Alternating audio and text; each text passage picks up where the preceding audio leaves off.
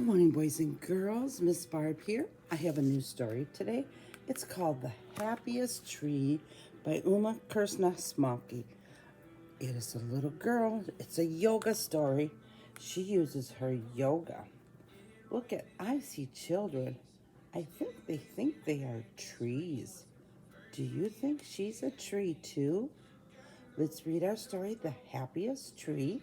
First, let's do our vocab. The first word I have is topple. They're standing up and then some fell over. It means to fall over, topple. And then I have the word clumsy. Look at her. Oh, it's tripping. It's a hard time controlling her body. Clumsy.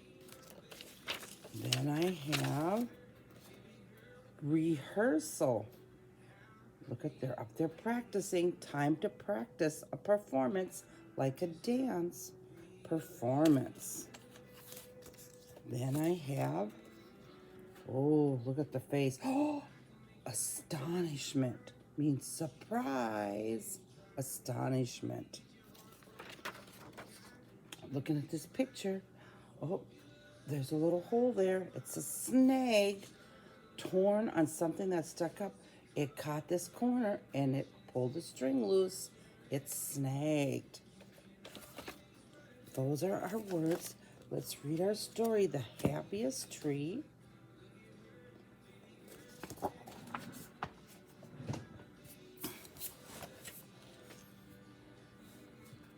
Okay, there you go. Mina was excited about the play her class was writing, a new and improvised version of Little Red Riding Hood. She laughed out loud when they decided that Grandma would chase the wolf. She liked figuring out how the story would end for the woodcutter, and she loved painting the sets until she spilled the paint. It's okay, said Mina's teacher, Mrs. Jackson. And Mina felt terrible. When the class chose parts, Mina pretended she wasn't interested. Mina, everyone gets to play a part, said Mrs. Jackson. Mina shook her head. All could she say was, I can't. I'm too clumsy. Miss Jackson would take no for an answer. Of course you can, she said. You can be a tree. We need lots of trees in the forest. Soon it was time for the first rehearsal. Walking onto stage, Mina hoped she wouldn't stumble. She hoped she wouldn't trip. But then she stumbled. She tripped. She almost fell. Mina, groaned the other trees. Mina wished she could fall right through the stage and become a disappearing tree. At dinner that night, Mina drooped. I'm the worst tree in the world, she says. Why, says Mom, what happened? Mina told her parents about the rehearsal and how she tripped and stumbled. It's all right, Mina, said Mom. It's just that your arms and legs are growing really fast. That can make you feel clumsy sometimes. You don't have to be perfect, Dad asked. Just try your best. I'm perfectly clumsy, Mina said softly. The next day, Mina and her mom went to the Indian store to buy rice and flour and spices. There was so much to see. Mina whirled around looking. Careful, cautions Mom. I'm being careful, says Mina. She looked forward to look at a little brass bell. A bag of rice fell and toppled over. It's all right, says Voda, the owner of the store. Let her look. She gave Mina a piece of candy to munch on. The spicy flavor and the crummy snack danced in Mina's mouth. Thank you, Auntie, says Mina. Mrs. Vona was everyone's auntie. Suddenly, Mina saw something that made her fall in her astonishment. Through a window in the back of the store, in the room beyond, she saw feet. They rose in the air. They stayed very still, and slowly they went back down. That's one of our yoga classes, says Auntie. Would you like to join our children's class? I'm too clumsy, says Mina. Clumsy shumsy, says Auntie. Just try it and see. Nah. Mina watched the window. Now hands rose up in the air. Mina raised her own hands. She joined her palms over her head. Oh, my Auntie, you're doing much better. So Mina agreed to sign up for the yoga class. Yoga class was not easy, but Mina tried her best. She breathed slowly and deeply. She stretched like a rubber band. Let's do the cat pose, says Auntie. Breathe in, arch up. Breathe out, down. Breathe in. Mina breathed in and out, arched her back up and down, and then she lost her balance. She fell, her foot shot out and nearly hit the yoga cap behind her. Now the frog pose, says Auntie. Down on your knees. She sit back on your feet, knees wide open. Bend your body forward. Mina bent her body low, but she tried to put her hands on the floor to rest on it, and she fell over. During rehearsal, Little Red Riding Hood, Mina tried to be quiet and still, but her feet had trouble staying rooted. She kept looking around. She laughed at all the funny parts. She warned to say the lines when her classmates forgot them. Mina, stay still, said one of the other trees.